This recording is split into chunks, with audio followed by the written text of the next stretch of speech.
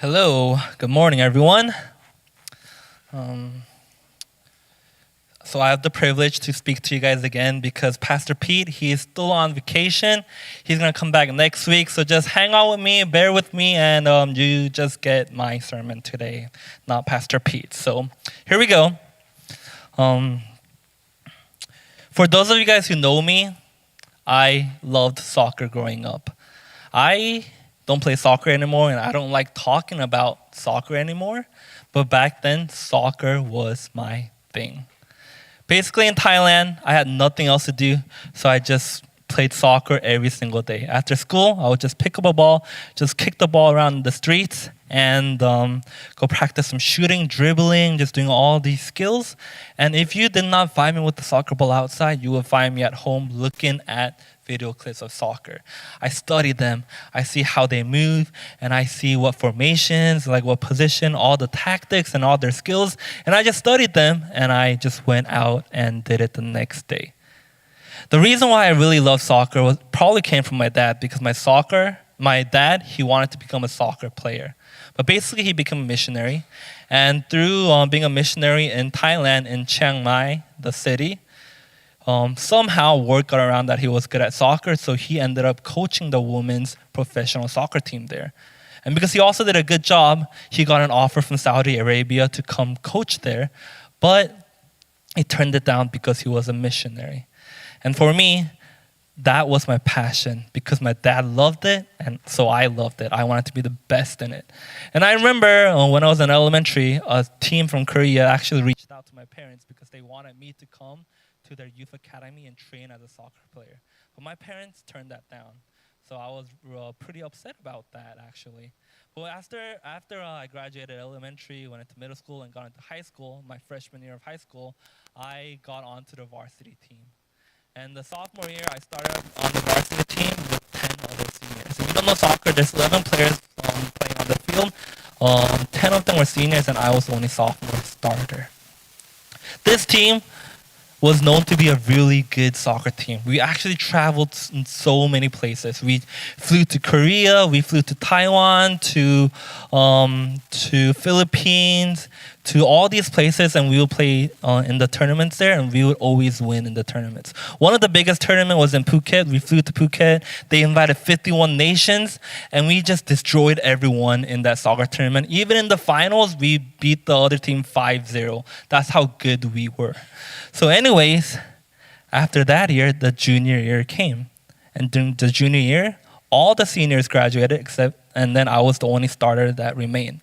So that was the first time I tasted defeat ever in my life because we lost in the finals, and I was so upset. But the next game we had, I was playing. Someone tackled me from behind, and actually I tore my ligaments in my knee. So I was out for the rest of the year. At first, I really enjoyed it. Why? Because people would give me attention. They'll be like, "Oh, are you okay?" Like, like in high school, all you want is attention, and all these pretty girls, they come up to me like, "How are you doing? Like, what do you need?" Like, they'll carry my backpack. During lunch, they'll like bring me food. Like, I didn't want to do anything. I was just the king. So I was just staying there. But as time went on, people started moving on. The soccer team started moving on without me, and I just felt like I was stuck. And I remember one day, a couple months after my injury, someone came up to me during lunchtime in the middle of everyone and asked me, "How are you doing?" And that question just really pierced my heart.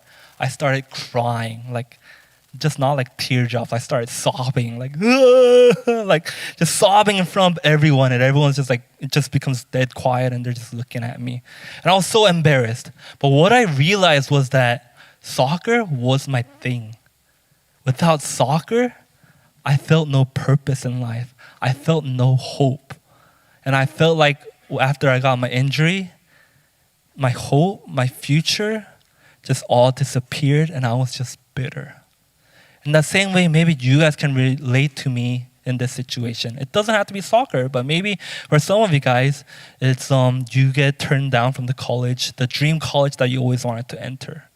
Or maybe some of you guys, it's your family. You have a great family and it's going well, but all of a sudden, the family just starts going downhill and you feel like just there is no hope and future for the family anymore. We all have our different experiences growing up. But the question is, what can we do during that time? How can we endure this difficult situation where we are so bitter that we can't see the future anymore? Well, the answer lies in today's passage. In today's passage, we see Naomi. I know it's about Ruth. The whole chapter, 1 through 4, is about Ruth. But chapter 1 is about Naomi, and I want to focus on Naomi. We see Naomi, she has everything. She has a great husband. She has 2 sons, and back then for women, they basically counted success as having a husband and having sons who can carry on their lineage. But what happens in the story that you will quickly find out is the husband dies and the 2 sons die too, and she loses everything. She loses hope, and she's full of bitterness. And we can see how she responds. So in today's sermon, we're going to see 3 things. We're going to see the nature of Naomi's crisis. We're going to see the response to the crisis. And we're going to see the interpretation of the crisis. So let's just jump into it right away. So because we're doing like a narration sermon, I would just want to read verse by verse. So if you guys do have your Bibles, take them out and we'll read Ruth 1. We'll just go through Ruth 1 together. So in verse 1, it says, "In the days when the judges ruled, there was a famine in the land, and the man of Bethlehem in Judah went to sojourn in the country of Moab, he and his wife and his 2 sons. The name of the man was Elimelech, and the name of his wife Naomi, and the names of his 2 sons were Mahlon and Chilion. They were Ephraites from Bethlehem in Judah. They went into the country of Moab and remained there." We quickly find out that Naomi's setting takes place during the time of Judges. During the time of Judges was a time period after the Israelites, they entered the promised land, but it was before the time of the kings. It was a time before the nation came to be one country and had a king. So during this time, the rulers were judges. So basically what happens is a continuous cycle. The Israelites, they're comfortable, they start sinning, God gets upset, God sends people to attack them, to conquer them, to give them suffering. God gives them famine. God withholds the rain, and the Israel people start to suffer. And after they start to suffer, they realize what they have done wrong, and they start repenting to God. God hears the prayers. God hears the repentance. God sends a judge, and the judge delivers them from all these bad things that are happening, and they have peace in the land for a period. And the same thing happens again. It's like a continuous cycle over and over and over again. And during this time, actually, the Bible always talks about the judges, all the rulers and stuff. But during this time, we are drawn into a little family of Naomi. We can see what happens in Naomi's family. So basically, we're introduced to Naomi. And during this period, there was a famine. There was a drought of food. So Elimelech, Naomi's husband, decides to take care of his family by leaving his town Bethlehem to go into the country of Moab and live there. Even though this is just an introduction of Naomi's family and what they did, there is so much meaning in these 2 verses. We find out that there was a famine. We don't know how the famine struck the land, but from the theological point of view, famine was a judgmental act of God. In Leviticus 26 and Deuteronomy 28, it says that if the people of God goes after other gods and rebels against their covenant with God, he will not only send enemies to destroy the crops and occupy the land, but also will cut off rain and send famine. So we know that there was a famine in the land, basically probably because the Israelites rebelled against God. So the people were doing evil in God's eyes by doing whatever was right in their eyes. So Elimelech does the same thing. He does whatever is right in his own eyes. If you were the head of the household, and if you didn't have food for your family, what would you do? You would do whatever it takes to go get food so that you can provide for the family. But that's what Elimelech did. He took his family from Bethlehem to go to the country of Moab to get food because he hears that the country of Moab has food. But the problem with this is God, he gave the Israelites the promised land, and Bethlehem was part of the promised land. He sends people there so that they can live. He doesn't want people to go to the pagan land, but Elimelech, he does what is right in his eyes, and he goes to the land of Moab. But the ironic part of this is Bethlehem, the city Bethlehem where Jesus is born. If you interpret this name, we know that this Bethlehem means house of bread. It means house of bread. Basically, because Bethlehem had a lot of food, their land was fertile, and they could produce a lot of crop, so they were known as the house of bread. But the house of bread of Israel, they started to have a famine. So the famine was probably nationwide, and it was probably severe. So in that sense, they had to leave, and they went to Moab. So let's find out what happens after they go to Moab. Verse 3. But Elimelech, the husband of Naomi, died, and she was left with her 2 sons. Elimelech dies. We don't exactly know how he dies, but we can assume that he died because of his own sins. Because in Amos 7, it says, if you are buried in the foreign land that is unclean, which the Moabite land was, it was considered the ultimate punishment of God. So after Elimelech passes away, Naomi then becomes the head of the household. It's up to her now to take care of their family, to take care of their physical being, their emotional being, and their spiritual being. So what does Naomi do? Does she do what is right in God's eyes, or do what is right in her own eyes? So if we continue on, verse 4. These took Moabites' wives. So the sons of Naomi took Moabite wives. The name of one was Orpah, and the name of the other Ruth. They lived there about 10 years, and both Mahlon and Chilion died, so that the woman was left without her 2 sons and her husbands. You see, Naomi, she still had hope because Elimelech, her husband, just died, but she still had 2 sons to carry on their family lineage. She still had hope. But what happens? They die. Man, now she loses everything. First, she loses her husband and her 2 sons. At least if the 2 sons had children, she could have hope for something that can continue on her family lineage. But now she has nothing. And if you were a widow during this time of Naomi, it was very hard on you because women were not equally treated as males back then.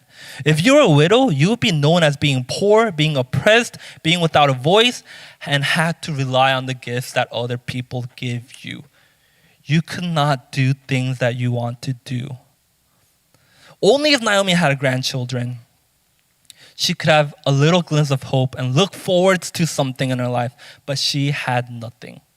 You might pity Naomi. You might be like, man, all Naomi did was follow the husband to this foreign land and she loses everything. But Naomi had her own sins too. She did what was right in her eyes also. Why? Because if you read the verse carefully, you know how Naomi's sons got married? In the Hebrew Bible, in Hebrew, the word marry is used in a beautiful context. And it's the same word that it uses to tell how people got married. But in Ruth, that word is not used.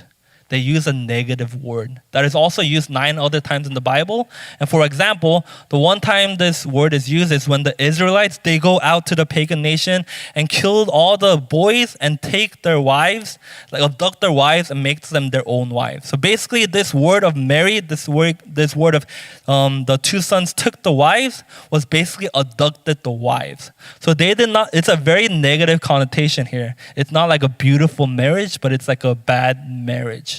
And on top of that, God tells his people, do not marry foreigners. Do not marry women from the pagan nation. And the 2 sons, they married the woman from the pagan nation. So they got what was coming. Because Naomi allowed all this to happen, that was her sin. And because of that, the 2 sons dies off. So basically, Naomi, she was the head of the family after the husband died, but she did what was right in her own eyes by marrying her sons off so that they might have children, but they did not even have children. And when you don't have children in the Old Testament, in Deuteronomy 28, it's actually God choosing to close off the wombs so that they could have no children. So it's actually a curse from God. So blow after blow, tragedy after tragedy, this was the nature of Naomi's crisis. There is nothing to look forward to her anymore. She had no future. She had no hope. So let's see her response to her crisis. What does she do? Verse 6. When she arose with her daughters-in-law to return from the country of Moab, for she had heard in the fields of Moab that the Lord had visited his people and given them food. So she set out from the place where she was with her 2 daughters-in-law, and they went on the way to return to the land of Judah. So basically now, Naomi is stuck in Moab, but she hears that God has visited. God, whenever the Bible says Lord, it's Yahweh, it's using his name. But they didn't want to write God's real name because they didn't want to botch his name, so they just write Lord. So that's a quick fact. So when she hears that Yahweh has visited his people and has given them food. Probably because the nation of Israel, they started repenting to God, and God took away the family and started giving them food. So Naomi, she hears this, so she decides to head back to her hometown Bethlehem with her 2 daughters-in-law. But going midway, in verse 8, Naomi said to her 2 daughters-in-law, "Go return each of you to your mother's house. May the Lord deal kindly with you as you have dealt with the dead and with me. The Lord grant that you may find rest, each of you in the house of her husband." Then she kissed him, and they lifted up their voices and wept. And they said to her, "No, we will return with you to your people." Coming to the Moab land herself as a foreigner, Naomi tells her foreign daughters to return to their home because she wants to spare them the grief of going to Israel with her. She actually commands them, "Go and return." The interesting part of this verse is how the verse says, "Return to your mother's house." Because it was a patriarchal society back then, it would always write father's house. Go to the father's house. Do this at the father's house. Do that at the father's house. But over here, it says mother's house. And I did some research. And in the Old Testament, it only says mother's house 3 times. And whenever it says mother's house, it's talking about the context of love and marriage, which means that sending each of her daughters-in-law to the mother's house, it means that Naomi is releasing them to remarry. We find further proof of this in the following verse. Verse 9. "The Lord grant that you may find rest, each of you in the house of her husband." Then she kissed him, and they lifted up their voices and wept. And they said to her, "No, we will return with you to your people." Naomi fails in her first attempt to send her daughter-in-laws away. The reason why she wants her daughters-in-laws to go back and get married is because she knows that in the world they live in, security and well-being were directly dependent upon a link with a male. She knew that they did not have husbands, and she wanted them to have a good life instead of following her into a bad life. So she releases the wives of their husbands so that they can go find a husband for themselves. So Naomi basically says, there's nothing that I can do for you guys. And she knows that if she leaves the land of the Moabites, there will be nothing holding her daughters back to find a new husband. But they still stay with her, so she tries a second time. Verse 11, "But Naomi said, 'Turn back, my daughters. Why will you go with me? Have I yet sons in my womb that they may become your husbands? Turn back, my daughters. Go your way, for I am too old to have a husband. If I should say, I have hope, even if I should have a husband this night and should bear sons, would you therefore wait till they were grown?'" This is kind of odd for us when we hear this, because she's basically saying, I have nothing for you. I don't have a son in my womb. Even if I marry a husband right now, if you get pregnant right now and I give birth, you have to wait until this kid grows older. So I cannot give you anything. But the daughters-in-law probably aren't even thinking of marrying like Naomi's little kid, But the reason why this is very important is because of the levirate marriage. Levirate marriage was a rule given to the Jews that an unmarried relative of a man who died without kids will marry his widow and preserve the family by fathering a child. So for example, the story of Judah is the proof of this levirate marriage. Basically, Judah's firstborn son marries a girl, but they don't have kids, and the firstborn dies. So the secondborn son has to marry the wife of the firstborn. So he does, but he still dies, and they still don't have kids. So the third kid marries the wife of the firstborn child, and he also dies without having an offspring. But that's a whole different story. But that's just the law of this levirate marriage. So we understand that Naomi, with her culture, she's telling her daughters-in-law that I don't have any more kids. I don't even have a husband. Like, even if I give birth to a child, You're too old for them. You can't wait. So there is no hope. So in that context, we know why Naomi says all these things to the daughters-in-law. And then she continues on and says, would you therefore refrain from marrying? No, my daughter, for it is exceedingly bitter to me for your sake that the hand of the Lord has gone out against me. Then they lifted up their voices and wept again. And Orpah kissed her mother-in-law, but Ruth clung to her. We can finally see how Naomi responds to the crisis. And she responds to the crisis against God. The hand of the Lord has gone out against me. She blames God for the crisis she is in. Instead of repenting to God, instead of knowing that it was her fault, she accuses him of injustice towards her. Or maybe she did not know that she even sinned. Maybe she was a nominal Christian who did not know the rules and did not even know that she sinned. But one way or another, that was her response to all this bitterness in her life, to all these things happening to her life. She said, the hand of the Lord is against me.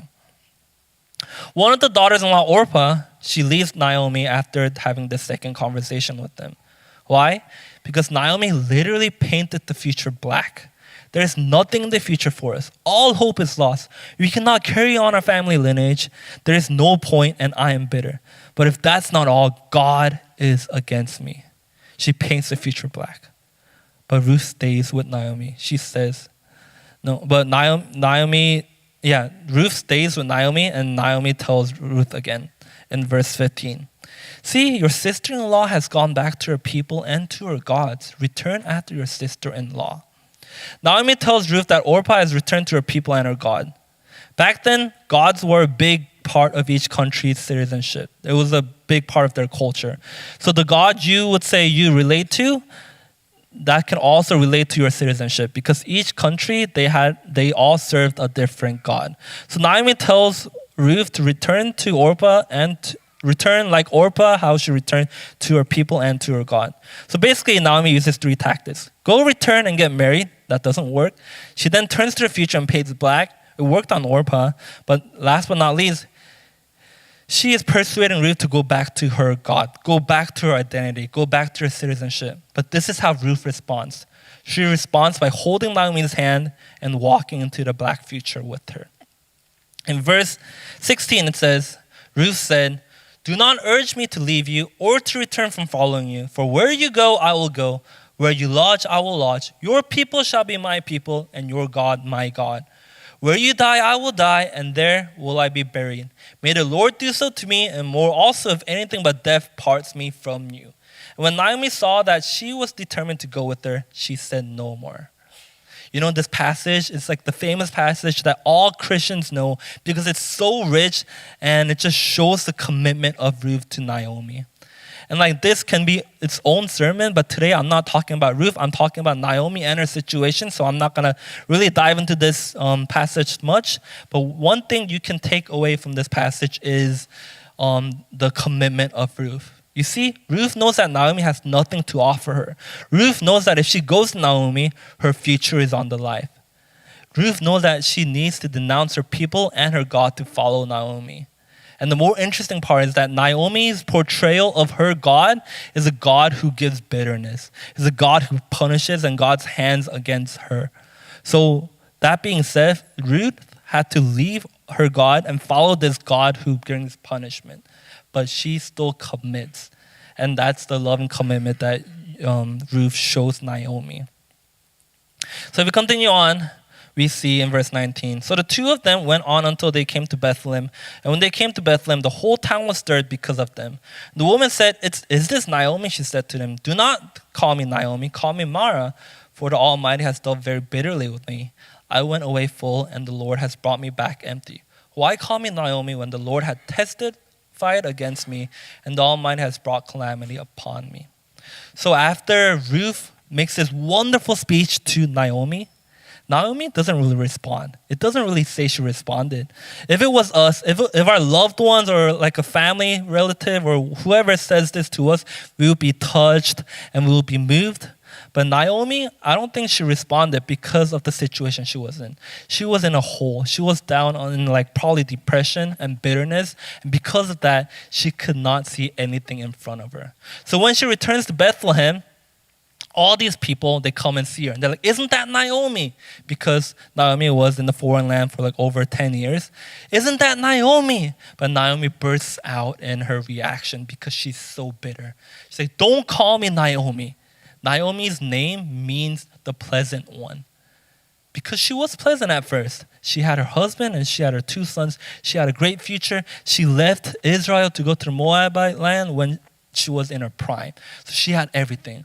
But when she returned, she lost everything. She did not have her husbands. She did not have her 2 sons that can carry on the lineage. So therefore, she tells the people, do not call me Naomi, but call me Mara. And Mara means bitter. She's saying she's bitter. And she explains to them why. She says, I left Israel, I left Bethlehem with everything. I was full, but I returned and now I am empty. So that was a lot, so let's recap real quick. Naomi's family, they go out to the Moabite land because there's a family, and they go against God's rules and did whatever was right in their eyes, so therefore they got punished. The husband dies, Naomi becomes head of the household, but the 2 sons also do bad because Naomi doesn't guide them properly or well, so then they also die. And because of her sins, she is getting punished, but Naomi says it's God who's punishing her, God's hands against her.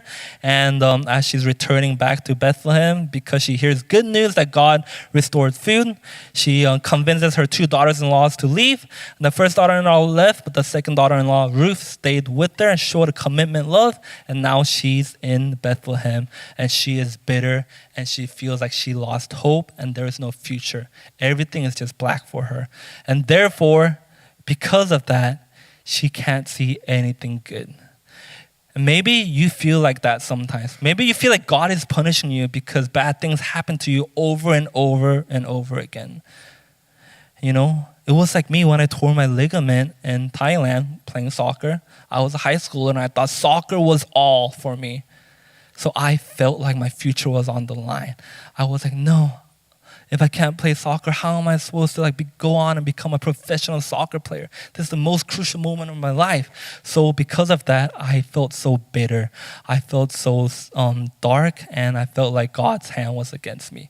And maybe for some of you, that's like the exact same case. You have to find a job, but your job hunting is so hard, and trial after trial, you don't get a job. Or you have the job of your life, and eventually they have to let you go because they're cutting people.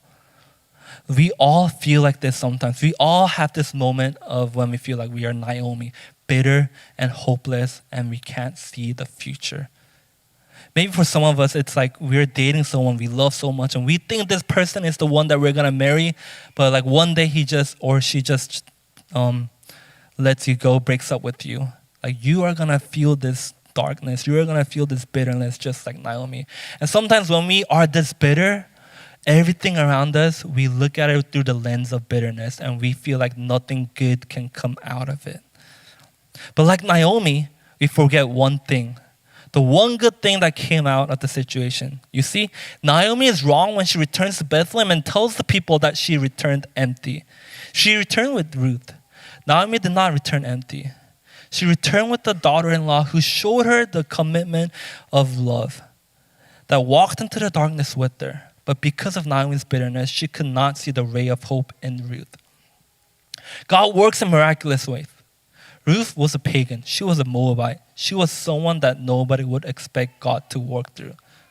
But God is not limited by our understanding of God. God continues to love his chosen people no matter what they do. He continues to love Naomi no matter what she did. He still keeps the promises to be faithful to them even though they sin. He is loving without boundaries. His love is loyal. His love is in action. His love goes beyond and above. And his love is loving kindness. It's unfailing. There is no words that can describe all these characteristics of God in English. But in Hebrew, this word is Hesed. This word is Hesed. God shows Hesed to Naomi by giving her Ruth. Naomi was a sinner that she did not deserve anything. She disobeys God and received a punishment. God isn't against her. She just got what she deserved. But God, Hesed intervened and gave Naomi Ruth. God's Hesed was loyal to Naomi. God's Hesed was also present during the whole time for Naomi. And most importantly, God's Hesed was unforeseen. You see, Naomi tells the people of Bethlehem that she returned empty because she was blinded by bitterness. She was in this hole. But guess what? The biggest blessing for Naomi was actually Ruth. The story of bitterness starts to lighten up. You can see the glimmer of hope at the end of the chapter. It says, so Naomi returned, and Ruth the Moabite, her daughter-in-law, with her, who returned from the country of Moab, and they came to Bethlehem at the beginning of barley harvest. They returned to Bethlehem at the beginning of the food where it's starting to come out. If you continue to read chapter 2 and 4, you can see how Ruth became the biggest Hesed for Naomi. Ruth eventually finds a family relative that Naomi did not think she had, and his name was Boaz. But the story gets better. The story that was dimmed out starts to show glimmers of hope and light. Because Boaz stays faithful to the Levite rule. He doesn't have to, because it says in the Bible that everyone during this time did what was right in their own eyes. They lived what was right in their own eyes. So, according to Boaz's eyes, he doesn't have to marry her, but he stayed faithful to God's rule of this Levite marriage. So he decides to marry Ruth. So he marries Ruth, and they give birth to a son. And shouldn't that be the biggest joy of the story? Because Naomi thought her future was done. But now Ruth, he finds Boaz and Ruth marries, and they give off offspring. And his son's name is Obed. And if you guys don't know who Obed is, if you continue on, Obed has a child named Jesse. And if you don't know who Jesse is the father of David, the David who becomes king of Israel. God uses Ruth to give the greatest king that has ever ruled Israel. That David that slayed Goliath in my sermon last week. This is the man who takes Israel to the greatest heights of the kingdom. You see, this Moabite, nobody thought that God's going to use it. She was the biggest Hesed. Not only was she used to create this beautiful lineage of the king of king of Israel, God continues to use Ruth and to give birth to the greatest king that has ever ruled Israel. And through on, if you continue down David's lineage, it doesn't stop there. David continues, and his lineage, the one and only, the greatest king that has ever lived is born. Jesus Christ is born. So you see, you feel like God's Hesed is so limited when you are in this bitter situation. You feel like God, he cannot do all that things. You feel like he is against you. But in real life, his Hesed is faithful. His Hesed is always chasing you down. His Hesed is always there. It's without boundaries. It is loyal. It is always working. It is unforeseen. So the next time your life is so bitter, next time you think everything is out to get you, is going against you, remember the Hesed of God. Have faith in the Hesed of God. Because Naomi, she was just a sinner. But God chose her because of his Hesed and just used her. Naomi thought her future was black. There was nothing in her future left. She was done for. But God uses this Moabite woman who was a pagan. He uses her to marry and produce the genealogy of Jesus Christ. And if God can do that, he can do anything. He can turn your bitter situation into a blessing. And just so have faith in the Hesed of God during all this situation. I want to end with a story. I know I'm going to talk about my family story and of how they were a missionary. And we have been talking about missions this summer. And we sent 2 mission teams, and they have been testifying of how they received grace through this mission trip. So I want to end with the story of my family. So my dad and mom, basically, they got a call to be a missionary. They were serving at a church in Korea. So they went and told the head pastor, and they said, we're going to become missionaries. So they started figuring out financial situation, because if you want to go out to a missionary to a foreign land, you need finances, right? So they're figuring the situation, but it's taking so long. And because it's taking so long, like my dad, his passion of becoming a missionary started to dwindle down, and he started to get worried. He's like, what if we go out and we don't have finances? How am I supposed to take care of my family? I'm the head of the house. I have to take care of a wife. I have to take care of my 2 sons. Me and my brother. How am I going to do this? But my mom told him, God called us to go out to a mission field. So if we don't have money and we can't eat, it's okay. We fast and pray, and that's a blessing from God. And if you don't have money to live in a house, it's okay. We can just set up camps and just live in a campsite. We love camping. And because of this, my dad, he got energy. He got motivation to go out to mission fields. So when my parents were at the mission fields for like 2-3 years, all of a sudden, the church in Korea, they were going through a hardship. So they started to cut off all the missionary funding. So the realization of not having money came to be true. We did not have money. Our church in Korea stopped supporting my parents. So my dad, what he could have done was 2 things. Stay faithful to God and stay on the mission field, or return to Korea and say, God, I thought you wanted me to be a missionary, but you cut off my funds so I cannot live. But what he did was he chose to be faithful to God. And because he chose to be faithful to God, the Hesed of God started to show and started to give hope for the future of our family in Thailand. Because we were receiving $500 a month for doing missions in Thailand. And the next month came along that we did not have support. But all of a sudden, we get a call from this random person in Korea. And he says, hello, I am a pig farm owner, and normally my pigs, they give birth to 12 piglets.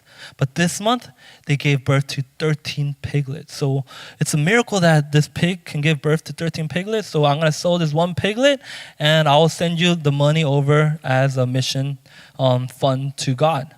So they sold the pig over, and it was $500, So it was exactly the amount that our parents needed for that next month. So we survived off of that $500 for a month. And the next month came, and we're like, we don't have money anymore. What shall we do? And at that time, another call came from Korea. That person was like, hey, I sold a house, and they gave me extra money, like a tipping fee. And I'm going to send you the tipping fee because I don't need it. And they sent the tipping money, and it was like $500. So next month, we also got $500 somehow. And God's Hesed continued to pour over into our family. Because month after month, we did not have like a constant church that supported us, but like random calls started coming in. And each month, the exact amount, $500, were given. And one time, this guy from Canada, this white guy that my parents don't even know because they can't even speak English, came to Thailand and somehow came to the small church that my parents were doing, and he saw the ministry and he said, I will support you financially for the next 6 months. So he gave like $500 for 6 months and on. So like God, he continues to use that. He no matter what situation you're in, no matter what you think, God uses and he shows his Hesed. And because of this situation, my parents, till this day, they don't have a church, like a main church that supports them monthly. It's all private people that are continuing to support them. And they have been surviving like this for 25 years now as a missionary. So this is God's Hesed. God's Hesed is always there. No matter what you think the situation is, no matter how bitter you are, how upset you are, no matter how you think there will be no more future, God's Hesed is always there for his chosen people. He is always there. It's always present. It's always working, and it's unforeseen. God's Hesed is going to work out somehow and give you his blessing. So at this time, I just want us to have a time of reflection. Let's go to God in prayer. And think about a time where you were bitter, where you were upset, and you didn't really think about God's Hesed. And if you did not think about God's Hesed and how God was in control, let's go to God and repent at this time. But also, let's just thank God for his always continuous support, his Hesed that surpasses all understandings. Let's thank God that his Hesed always engulfs us so that no matter what we do, we cannot have God love us more, or no matter what we do, we cannot have God love us less, because he loves us eternally already, and his Hesed is always there for us. So let's just thank him at this time because of his Hesed.